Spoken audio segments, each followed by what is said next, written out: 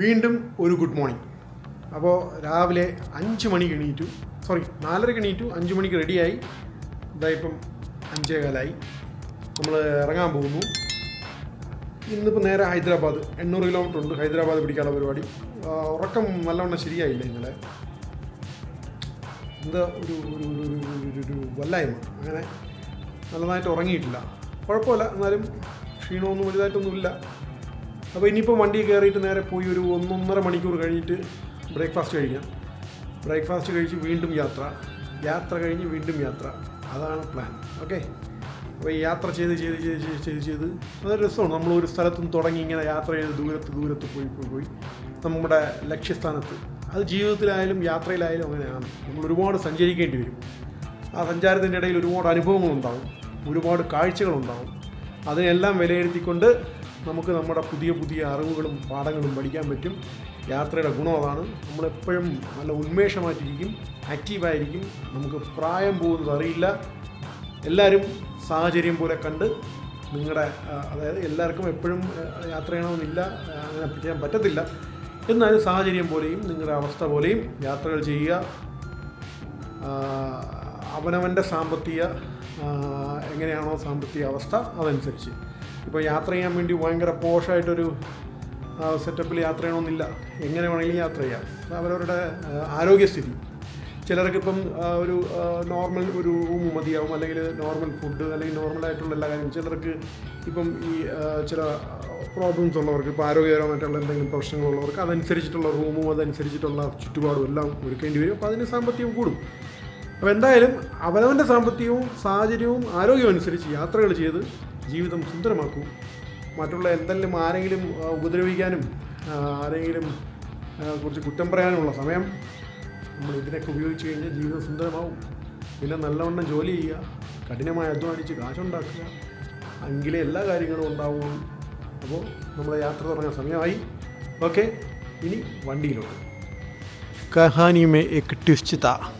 രാവിലെ ഞാൻ ഇറങ്ങിയൊക്കെ പോയി, ചെന്നപ്പോൾ അവർ ഇറങ്ങിയിട്ടില്ല. അപ്പോൾ ഇതാണ് രാവിലത്തെ കാഴ്ചകൾ ഈ റിസോർട്ടിൻ്റെ. ഇതൊരു MLA-യുടെ റിസോർട്ടാണ്. ഇതിൻ്റെ പേര് ദീപാലി റീജൻസി. ഇതിനകത്ത് ഒരു കോമ്പൗണ്ടിൽ തന്നെ 3-4 ഹോട്ടൽസ് ചേർന്നുള്ളതാണ്.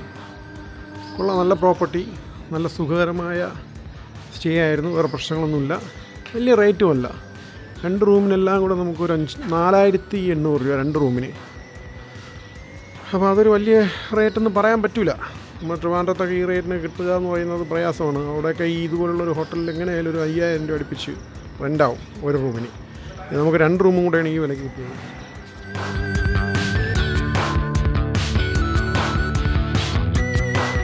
രാവിലെ ഇറങ്ങുന്നതുകൊണ്ട് ബ്രേക്ക്ഫാസ്റ്റ് കഴിക്കണ്ടെന്നൊക്കെ വിചാരിച്ചു, പക്ഷെ ഇപ്പോൾ വിശന്ന് തുടങ്ങി. കുഴപ്പമില്ല, കുറച്ചും കൂടെ ഒക്കെ പിടിച്ച് നിൽക്കും. ഇത് നല്ല അടിപൊളി പ്രോപ്പർട്ടിയാണ്, നല്ല രസമുണ്ട് കാണാൻ. ഇവിടെ ഇന്നലെ രാത്രി മഴ പെയ്ത പോലാണ് കാണുന്നത്.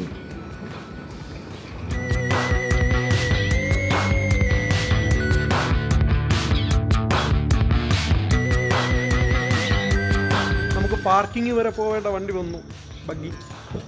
അപ്പോൾ നമ്മൾ പാർക്കിംഗ് വരെ ഇതിലങ്ങ് പോകും. ഇന്നലെയും ഇതിലായിരുന്നു, ഇന്നും ഇതിൽ. ശരി,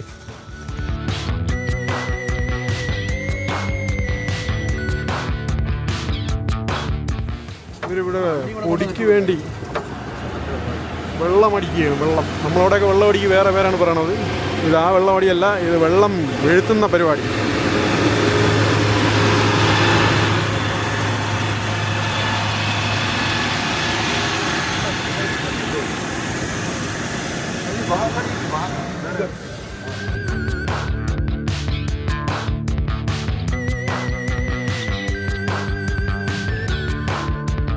നമ്മളെ വണ്ടി അങ്ങനെ നമ്മളെയും കാത്തിരിക്കുകയാണ്.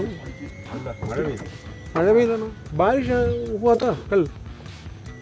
രാവിലെ വണ്ടിയുടെ വിൻഷീൽഡൊക്കെ കഴുകി വൃത്തിയാക്കി ആണ് നമ്മുടെ യാത്ര. എന്നാൽ രാത്രി ഇവിടെ മഴ പെയ്തെന്ന് തോന്നുന്നു. അതപ്പോൾ അവരെന്തിനായിരിക്കും അവിടെ വെള്ളം അടിച്ചത്? ചെളിയായി കാണുമല്ലേ. ഇവിടെ ഇന്നലെ രാത്രി നല്ല മഴ പെയ്ത കോളാണ് കാണുന്നത്. ലോറി കൊണ്ട് വെള്ളം അടിച്ചത് കൊണ്ട് എന്താണെന്നും തിരിച്ചറിയാനും വയ്യ.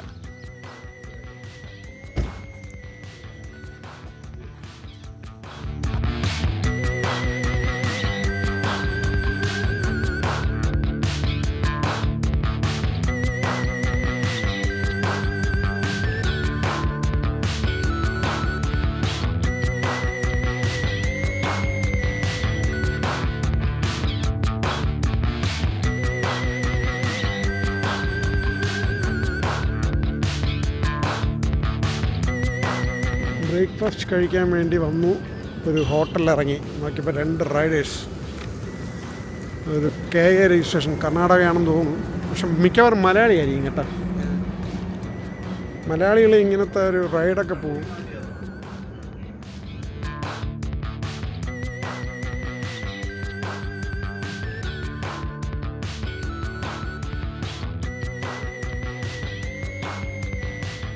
ഇതിൻ്റെ ഗുണം എന്തറിയാമോ?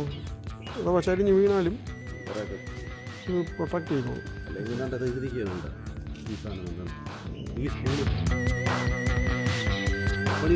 ഇത് കുറച്ച് ഒതുക്കിയിട്ടുണ്ട്. ഇത് ലേലടാക്ക് പോകുന്നത് കേട്ടോ. അതാണ് ഈ പെട്രോൾ ടാങ്കൊക്കെ എക്സ്ട്രാ വെച്ചേക്കുന്നത്. ഈ കാണുന്നകത്തല്ല, ചെറിയൊരു ടപ്പയല്ലേ ഉള്ളത്. ഇന്നത്തെ ബ്രേക്ക്ഫാസ്റ്റാണ്. ഇതാണ് ഏറ്റവും നല്ലത്. 2 ദിവസമായിട്ട് ദാല് റൊട്ടി കഴിച്ച് ഇപ്പം ഒരുമാതിരി ഈ വയറിനത്ര സുഖമില്ല. നമുക്ക് വലിയ പ്രശ്നമില്ല. അതുപോലെ ഒരു ഉപ്പുമാവ് പറഞ്ഞു. പക്ഷെ ഉപ്പുമാവ് കണ്ടിട്ട് ഒരു കറുത്ത എന്തോ സാധനം കിണ്ടി തന്നേക്കുന്നു. കഴിക്കണ വേണ്ടി തീരുമാനിക്കാം. ഇത് കഴിക്കാം. ഇതാകുമ്പം തിരിഞ്ഞു കടിക്കില്ല. ലോകത്തെല്ലായിടത്തും ഒരേ ടേസ്റ്റും ഒരേ ഗുണമുള്ളത് ഇതിന് മാത്രമേ ഉള്ളൂ. ബ്രെഡ് കറുത്ത കളറിലിരുന്നാലും ഉപ്പുമാവ് കുഴപ്പമില്ല, നല്ല ടേസ്റ്റ് ഉണ്ടായിരുന്നു. ഞാൻ എന്താ കുറച്ച് ഉപ്പുമാവും കഴിച്ചു, ബ്രെഡും കഴിച്ചു. ഇനി പോകുന്ന വഴിക്ക് എവിടെയെങ്കിലും ഇറങ്ങി ലൈറ്റായിട്ട് വേറെ എന്തെങ്കിലും കഴിക്കാം.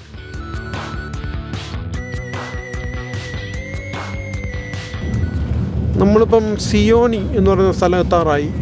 ഇത് വന്നിട്ട് ടൈഗർ റിസർവാണ്. അത് ഇവിടെ നമുക്കൊരു വയനാടിൻ്റെയൊക്കെ ഒരു ഫീല് തോന്നുന്നുണ്ട്. ഫുള്ള് ടൈഗർ റിസർവ് ഏരിയയാണ്.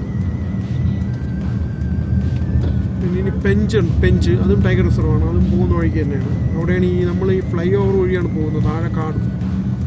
മൃഗങ്ങൾക്കൊന്നും വേറെ പ്രശ്നങ്ങളൊന്നും ഇല്ലാതിരിക്കാനും ആക്സിഡൻറ്റ്സ് ഒഴിവാക്കാനും വേണ്ടി ഗവൺമെൻറ് മേളിൽ കൂടെ റോഡ് വിട്ടിട്ടുണ്ട്. അപ്പോൾ അതുവഴിയാണ് നമ്മൾ ഇനി പോകാൻ പോകുന്നത്.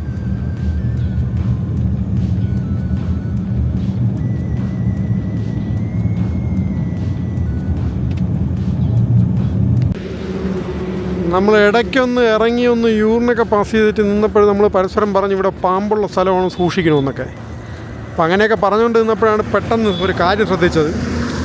നമ്മൾ വണ്ടി കൊണ്ട് നിർത്തിയത് ഇവിടെ, അതിൻ്റെ താഴെ ഒരു പാമ്പ് ചതഞ്ഞരഞ്ഞും പോയി കിടക്കണം. ഇത് മൂർഖനാണെന്ന് തോന്നുന്നു. ഇങ്ങനെയുള്ള സ്ഥലങ്ങളിലൊക്കെ വണ്ടി നിർത്തുന്നവർ ശ്രദ്ധിക്കണം. കാട്ടിനോട്ടൊന്നും അകത്തോട്ടൊന്നും ഇറങ്ങി പോകരുത്. ഇതുപോലെ തളന്നാ നമുക്കൊരു ദൂരം. ഇനി 1800 കിലോമീറ്റർ കൂടെ വീട്ടിലേക്ക്. അത്രേ ഉള്ളൂ. 1800. നിസ്സാരം. നമ്മളിത് ബൈക്കിലൊക്കെ പോകാറുള്ളല്ലേ, ഇതിപ്പോൾ കാറിലല്ലേ പോകുന്നത്. പിന്നല്ല.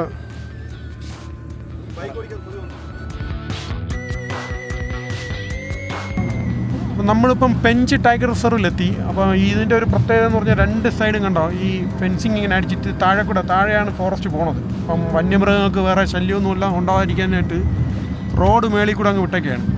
ഇതിൻ്റെ താഴെ ഫോറസ്റ്റ് റിസർവാണ്, ടൈഗർ ഫോറസ്റ്റ് റിസർവാണ്. ഇതിൻ്റെ മേളിൽ കൂടെയാണ് നമ്മളിപ്പോൾ പോയിക്കൊണ്ടിരിക്കുന്നത്.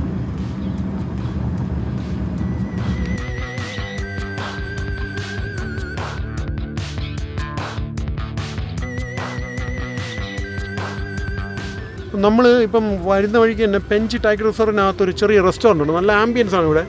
അപ്പോൾ നേരത്തെ നമ്മുടെ എൻ്റെ ബ്രദറൊക്കെ ഇവിടെ വന്നിട്ട് പോയ ആ ഒരു അനുഭവം വെച്ച് പറഞ്ഞു ഇവിടെ കയറണമെന്ന്. അപ്പോൾ അങ്ങനെ നമ്മൾ ഇങ്ങോട്ട് കയറി. ഒരു കൊള്ളാം, നല്ലൊരു ഫോറസ്റ്റിൻ്റെ ഒരു ആംബിയൻസ് ഉണ്ട്. ചുറ്റും കാടും കാടിൻ്റെ അന്തരീക്ഷത്തിലൊരു റെസ്റ്റോറൻറ്റും. ഇതൊക്കെ ഒരു രസമല്ലേ? ഇതൊക്കെ നമ്മളവിടെ കാണാൻ കിട്ടുമോ? ഇതാ ഈ രണ്ട് സൈഡും കാണുന്ന ഈ പച്ച ഷീറ്റ് ഉണ്ടല്ലോ, ഈ ഷീറ്റിനപ്പുറം ഫുള്ള് നല്ല കാടാണ്. ഇതിൻ്റെ ആ അപ്പുറത്തെ സൈഡ് കുഴിയാണ്. ആ കുഴി മീൻസ് ഇത് ഫ്ലൈ ഓവറാണ് ഇതിന് രണ്ട് സൈഡിൽ. അപ്പം നമ്മളിവിടെ ഇങ്ങനെ ഇറങ്ങി. മണി 12 കഴിഞ്ഞതേ ഉള്ളൂ. വിശപ്പില്ല, എന്നാലും അതിൻ്റെ ആംബിയൻസും ഇതൊക്കെ കണ്ടപ്പോൾ ഇവിടെ ഒന്ന് ഇറങ്ങാൻ തോന്നി. അവർ പറഞ്ഞതുപോലെ അടിപൊളി സ്ഥലമാണ്.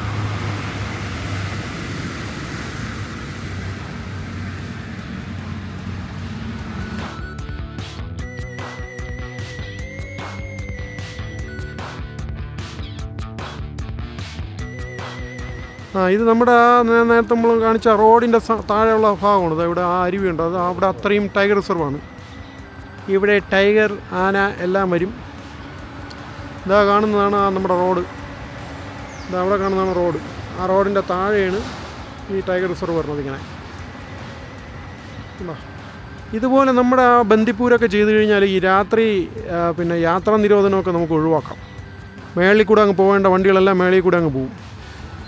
അപ്പോൾ നമ്മുടെ ഈ വീഡിയോയിൽ ഓരോ എപ്പിസോഡും തീരുന്നിടത്ത് വെച്ചിട്ട് നിങ്ങൾ അടുത്ത എപ്പിസോഡ് കാണാനും നിങ്ങൾക്ക് ഇടുന്ന വീഡിയോസ് കൃത്യമായിട്ട് നോട്ടിഫിക്കേഷൻ കിട്ടാനും ഒക്കെ നിങ്ങൾ ഈ ചാനലൊന്ന് സബ്സ്ക്രൈബ് ചെയ്യുക, ലൈക്ക് ചെയ്ത് കമൻറ്റ് ചെയ്ത് ബെല്ലൈക്കണും കൂടെ പ്രസ് ചെയ്താൽ നിങ്ങൾക്ക് നോട്ടിഫിക്കേഷൻ വരും പുതിയ വീഡിയോയുടെ.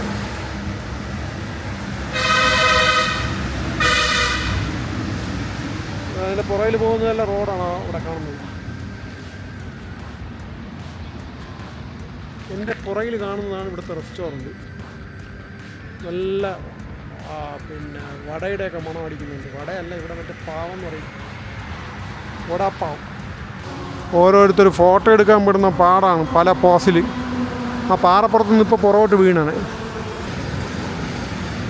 എൻ്റെയും കൂടെ ഒരു ഫോട്ടോ എടുത്ത് തരുമോ? മാന്യമായിട്ടുള്ള ഫോട്ടോ. ഞാൻ വളരെ മാന്യനായുണ്ട്.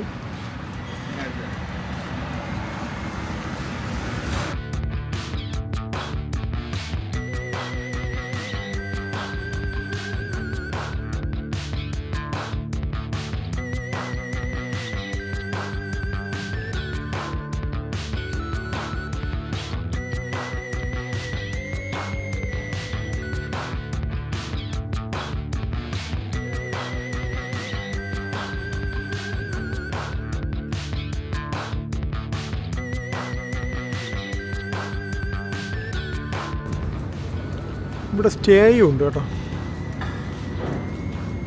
അപ്പോൾ ഈ കാടിനകത്ത് സ്റ്റേ ഇവിടെ തന്നെ ഇവർ അറേഞ്ച് ചെയ്തിട്ടുണ്ട്. നേരത്തെ ആ കണ്ട ആ ഫ്ലെക്സിലിരുന്ന സംഭവം ഇതിനകത്താണ്. രാത്രിയൊക്കെ ആകുമ്പോൾ നല്ല സൈറ്റിംഗ് കിട്ടാനൊക്കെ ചാൻസ് ഉണ്ട്. കാര്യം ഇത് റോഡ് മേളിൽ കൂടെ പോകുന്നുണ്ട്, താഴെ യഥേഷ്ടം ആനിമൽസ് ഉണ്ടാവും. വയറിന് സാമാന്യം തെറ്റില്ലാത്ത രീതിയിൽ പണി കിട്ടി ഗൈസ്. അതുകൊണ്ട് അതൊരു ലെമൺ ടീ വാങ്ങി കുടിക്കുകയും ഞാൻ മാത്രമല്ല, ബിമലും ഒരു ദുഃഖിതനാണ്. ബിമലും വാങ്ങിച്ചു കുടിക്കുന്നുണ്ട്. ഇതാ ഒരു ദുഃഖമില്ലാത്ത വ്യക്തിയാണ് ഇതാ പറഞ്ഞത്. ഒരു കുഴപ്പമില്ല. അല്ല, അതെന്തെന്നറിയാമോ, അങ്ങേര് കഴിക്കാനായിട്ടുണ്ടോ? ആവശ്യത്തിന് മാത്രം എടുത്ത് കഴിച്ചിട്ട് അങ്ങ് പോകും. നമ്മളങ്ങനല്ല, ആരം മിച്ചം ഇരിക്കുന്നതുകൊണ്ട് നമ്മൾ അതും കൂടെ തിന്നാൻ നോക്കും. ആണ് വയറിന് പണി കിട്ടുന്നത് നമുക്ക്. അപ്പോൾ സുഭിക്ഷമായി തല്ലാത്ത ഫുഡ് കഴിച്ചു. കോണ് പറഞ്ഞു, കോൺ കൊണ്ടുവന്നു നോക്കിയപ്പോൾ മറ്റേ ഈ നമ്മുടെ ഇവിടെ ചില്ലി ചിക്കൻ കൊണ്ടുവരും പോലെ സോസൊക്കെ ഒഴിച്ച് കൊണ്ടുപോകും. ഇഷ്ടപ്പെട്ടില്ല. തന്തൂരി ചിക്കൻ പറഞ്ഞപ്പം നമ്മളവിടെ KFCയിലെ വേറൊരു പരുവം പോലെ അതെടുത്തുകൊണ്ടൊന്നു. അത് കൊള്ളില്ല. കുറേ പ്ലെയിൻ റൈസ് തിന്നു. അത് കഴിച്ചിട്ട് അത് കഴിച്ചിട്ട് പിന്നെ ഒരു ലെമൺ ടീ കുടിച്ചു. ഇനിയിപ്പം ഒരുപാട് ദൂരം സഞ്ചരിക്കാറുണ്ട് വീണ്ടും. ഇവിടുന്ന് നമ്മൾ ആദിലാബാദ് എന്ന് പറയുന്ന സ്ഥലമാണ് ഇപ്പോൾ നോക്കി വെച്ചേക്കുന്നത്. അത് 5.5 മണിക്കൂർ കാണിക്കുന്നുണ്ട്. അതായത് നമ്മളൊരു 6-6:30 അവിടെ എത്തും. നാഗ്പൂർ പിടിക്കാൻ നിൽക്കുന്നു കഴിഞ്ഞാൽ രാത്രി 11 മണി കഴിയും എത്താനായിട്ട്. അപ്പോഴത്തേക്കും നമ്മൾ ഒരുപാട് ടയർഡായിപ്പോയി. അതുകൊണ്ട് നമ്മൾ ആദിലാബാദ് ലക്ഷ്യമാക്കി ഇവിടുന്ന് ഒരു 5 മണിക്കൂർ കൊണ്ട് കവർ ചെയ്യാൻ നോക്കുകയാണ്. നാളെ അതിനൂടെ, ഇന്നലെയും ഇത് തന്നെ പറഞ്ഞാൽ നാളെ അതിനൂടെ ചേർത്ത് ബാംഗ്ലൂരോട്ട് പോകുമ്പോൾ ഒരു 800-900 കിലോമീറ്റർ കാണും. പക്ഷേ ഇതിപ്പോൾ വന്ന പോലത്തെ റോഡല്ല, നല്ല റോഡായിരിക്കും. അപ്പോൾ എന്തായാലും നമ്മൾ യാത്ര തുടങ്ങാൻ പോകുന്നു. കണ്ണന് കവചകുണ്ടലം പറ്റും പോലെ നമ്മൾ ഗ്ലാസ് വെച്ചു. ഗ്ലാസ് വെച്ച് അതിൻ്റെ അർത്ഥം യാത്ര ആരംഭിക്കുന്നു.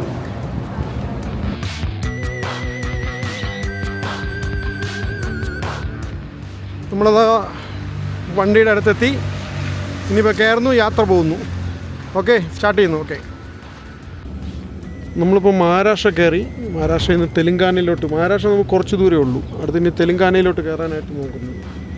ഇനി ഇവിടുന്ന് 390 കിലോമീറ്റർ ഉണ്ട് ഹൈദരാബാദ്. അപ്പം ആദിലാബാദ് എന്ന് പറയുന്ന സ്ഥലമാണ് നമ്മളിപ്പം ലേറ്റസ്റ്റായിട്ട് നോക്കിയത്.